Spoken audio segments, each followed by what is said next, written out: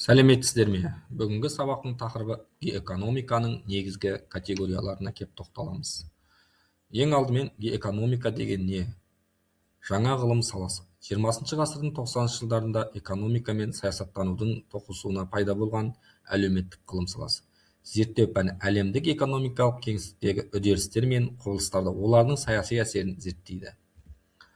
Геоэкономиканың мақсаты үдерістерді талдау, ғаламдық экономикалық кеңістіктегі күрделі үдерістерді талдап, болашақ даму бағыттарына болжам жасау. Мемлекеттердің ұлттық мүдделерге негізделген экономикалық стратегияларын қалыптастырудағы негізі болуы. Геоэкономиканың зерттеу міндеттеріне келетін болсақ, ол әлемдік экономика, әлемдік экономиканың құрылымын және ұлттық экономикалардың өзара байланысын зерттеу.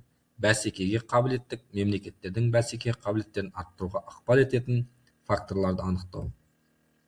Геоэкономиканың негізгі категорияларына келетін болсақ, экономикалық кеңістік, нарықтық көрсеткіштер экономикалық факторлар болып саналады.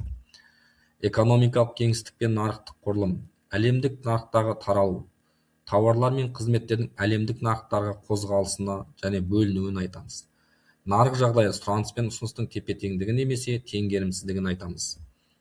Сонымен қатар геоэкономика мен экономикалық географияның айырмашылығына келетін болсақ, геоэкономика дегеніміз экономикалық және саяси факторларды біріктіріп зерттейді және мемлекеттердің әлемдік сахнадағы экономикалық рөлін анықтайды. Ал экономикалық географияға келетін болсақ, экономикалық кеңістіктің табиғи және әлеуметтік экономикалық ерекшеліктерін, аймақтық айырмашылықтарды қарастырады. Сонымен қатар геоэкономикалық стратегияларға келетін болсақ, бәсекеге қабілеттілік, мемлекеттердің әлемдік нарықтағы орнын нығайту және бәсекеге қабілетті жолдарын арттыру. Халықаралық қатынастар, экономикалық саясат пен халықаралық қатынастағы геоэкономикалық факторлардың рөлі. Қазақстанның геоэкономикалық орнына келетін болсақ, стратегиялық орналасу. Географиялық орналасуы Евразияның орталығы және бай табиғи ресурстарға экономикаға маңызы зор. Аймақтық көшбасшылық Орта Азиядағы экономикалық интеграциядағы жетекші рөлі және транзиттік әлеуетіне бай елдердің бірі.